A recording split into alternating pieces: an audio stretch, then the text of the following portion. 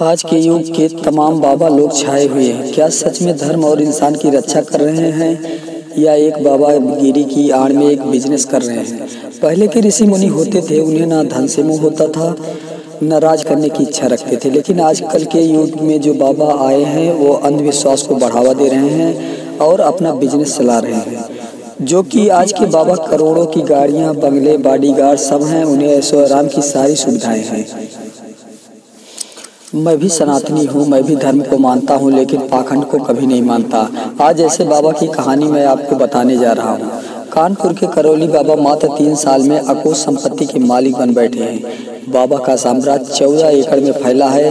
असलाधारियों की सुरक्षा में घेरे में रहने वाले बाबा करोड़ों की कार से चलते हैं। ये बाबा कभी किसान नेता भी हुआ करते थे, लेकिन सभी कामों में विफल होने के बाद संतोष सिंह भदौरिया करौली सरकार बन गए और लोगों को अपने मंत्रों से ठीक करने लगे। अगर किसी को एक दिन में ठीक होना है तो पहले उन्हें 1,51,000 रुपये, जो कि अब शायद बढ़ गया हो 2 लाख रुपये कर दिए हैं, उसका हवन किया जाता है।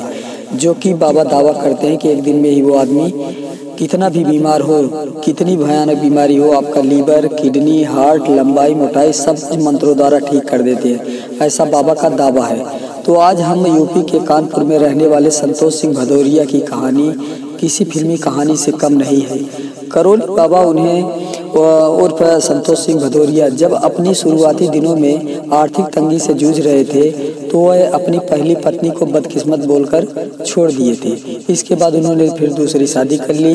इसके साथ ही वो पुरानी खटारा स्कूटर से चलने वाले बाबा पहले टेम्पो का मालिक बना। फिर इसके बाद 3 साल में बाबा अकुत संपत्ति का मालिक बन गया।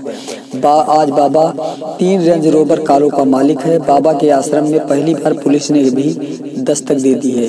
बाबा ने पहली पत्नी को छोड़कर दूसरी से ममता तिवारी नाम की महिला से शादी की है। संतोष सिंह भदौरिया की दूसरी पत्नी ममता का कल्याणपुर में प्लाट था। इसे बेचकर उन्होंने प्रॉपर्टी का काम शुरू किया, लेकिन ममता के भाइयों ने विरोध किया और उसी प्लाट के पैसों से टेम्पो खरीद कर दे दिया संतोष सिंह भदौरिया को।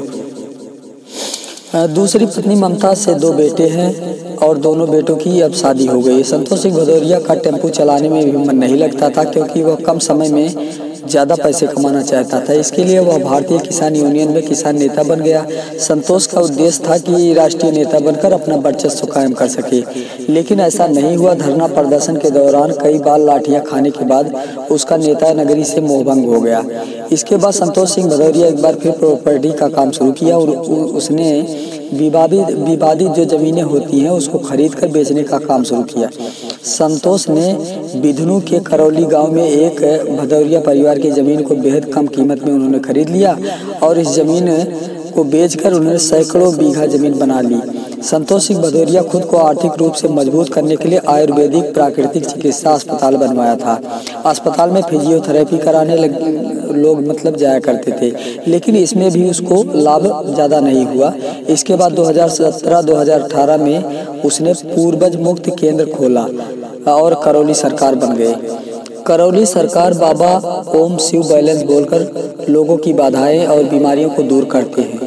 बाबा के सोशल मीडिया पर वीडियो देखे जा सकते हैं। बाबा ने मात्र 3 साल में 14 एकड़ में अपना साम्राज्य स्थापित कर लिया। आडंबर की दुकान चला रहा बाबा अकुत संपत्ति का मालिक है। बिधनू थाना क्षेत्र स्थित करौली गांव में बाबा का लवकुश आश्रम है। करौली सरकार के दरबार में दूर दराज से लोग आशीर्वाद लेने आते हैं। एक आदमी बाबा के पास गया और बोला, बाबा यह मेरी बहू है, इतनी सुंदर है, फिर भी बेटा इसे तलाक दे रहा है, चाकू लेकर मेरे पीछे पड़ा है, कहता है तुझे मार दूंगा। फिर बाबा आंख बंद कर कहते हैं, जोर से बोल लेते हैं, बाबा शिव तुम्हारे बेटे के सिर पर कर्ज है, इसलिए वो इसे नहीं रख रहा। वह व्यक्ति बोलता, हाँ बाबा सच है।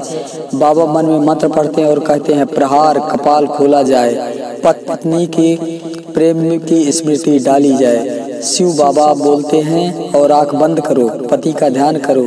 तो अब बताओ प्रेम उभर रहा है? शिव बैलेंस। परिवार लौट जाता है, दूसरा परिवार आता है, माइक लेके खड़ा हो जाता है और बोलते हैं, बाबा मैं हरियाणा से आई हूँ, मेरा बच्चा नहीं हो रहा है। बाबा शिव प्रहार बोलते हुए कुछ मंत्र पढ़ते हैं और कहते हैं कि इनका जननांग साफ किया जाए। प्राइवेट पार्ट शुद्ध किया जाए, शिव स्थान पवित्र किया जाए, बच्चा पैदा होने की स्मृति डाली जाए, बैलेंस, महिला वापस चली जाती है। तो इस प्रकार से तमाम ऐसे लोग आते हैं और बाबा शिव बैलेंस बोलकर उनका इलाज करते हैं। एक व्यक्ति बहुत परेशान था तो बाबा बोले तुम्हारा लीवर, किडनी, हार्ट सब खराब हो चुका है तो इसे नया डाल देता हूँ, और ओम शिव बैलेंस बोलकर कहते हैं कि उसका लीवर, किडनी, हार्ट सब बदल दिए कर नया डाल दिया जाए। क्या सच में आज के युग में ऐसा संभव है?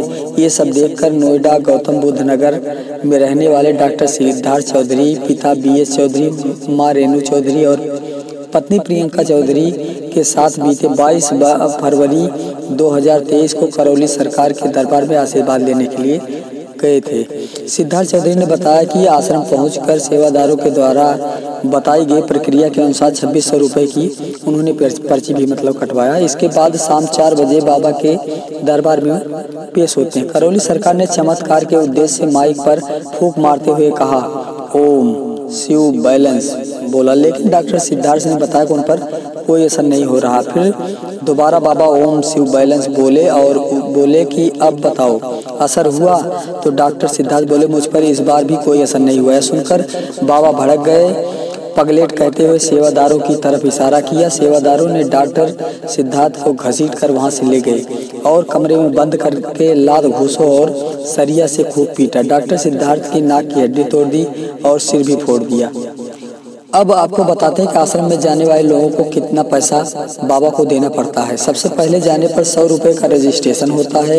इसके बाद 100 रुपये का बंधन चार्ज लगता है। इसे 3 महीने में रिन्यू कराना पड़ता है।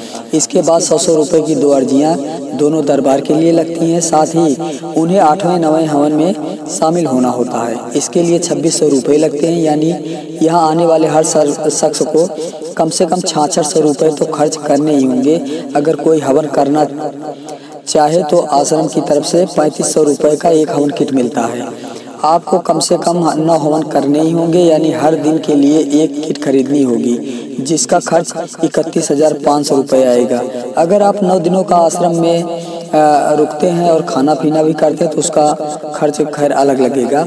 और जो लोग 9 दिन तक हवन नहीं कर सकते, जिन्हें जल्दी इलाज चाहिए, उनके लिए 1 दिन का भी विकल्प है। उसका खर्च 1,51,000 रुपये, जो कि अब 2 लाख रुपए के करीब में हो गया है। बाबा ब्लैक मैजिक यानी काला जादू से भी छुटकारा करने का दावा करते हैं। इसके लिए 2100 रुपये की फीस देनी होती है। इसके अलावा आरोग्य हवन भी कराते हैं बाबा। इसके लिए 21,000 रुपये लगते हैं। यहाँ आने वाला हर शख्स कमोबेश कम से कम 1 से 1.5 लाख रुपए खर्च कर ही देता है। इस तरह अगर बाबा के दरबार का एक दिन का हिसाब किताब किया जाए तो करोड़ों का आंकड़ा आसानी से पार हो जाता है बाबा का। कहते हैं कि अंधविश्वास में गरीब लोग फंसते हैं, लेकिन बाबा के दरबार में पैसे वाले लोग ही ज़्यादा फंसते हैं। क्या ये चमत्कार है या अंधविश्वास? ये फैसला आप करें। मैं देखता हूँ जब भी बाबा लोग फंसने लगते हैं तो सनातन धर्म का सहारा लेते हैं। उन्हें पता है सनातन धर्म का नाम लेने से उनके समर्थन में मीडिया समेत बहुत सारे लोग खड़े हो जाएंगे, और इसी तरह का सहारा लेकर बाबा लोग अपना पाखंड की दुकान चलाते हैं। बाकी आपको सोचना है कि ऐसे बाबाओं के झांसे में फंसना है कि नहीं। बाबा का बेटा विदेश में डॉक्टरी की पढ़ाई कर रहा है और वहीं पर किसी लड़की से प्यार होता है और उसी से शादी कर लेता है। आप सोचिए, जो बाबा कहते हैं कि जहाँ पर डॉक्टर फेल हो जाते हैं वह इलाज मैं करके ठीक कर देता हूँ, फिर क्यों बाबा अपने बेटों को विदेश भेजकर डॉक्टरी करा रहे हैं? उन्हें भी इसी धंधे में उतार देना चाहिए। फिलहाल लवकुश आश्रम अपने दोनों बेटों के नाम से ही चला रहे हैं। सच्चे बाबा को न परिवार से मोह न धन से मोह होता है, उन्हें सिर्फ तो जन कल्याण से मोह होता है। आज के बाबा को सब कुछ चाहिए, पैसा, ऐशो आराम और भी बहुत कुछ, लेकिन मजबूर लोग जाते हैं बाबा के पास। उनकी मजबूरी का फायदा उठाकर बाबा लोग अच्छा पैसा ऐंठते हैं। बाकी आपको समझदार हैं। तो आज के लिए इतना ही। जय हिंद, वंदे मातरम।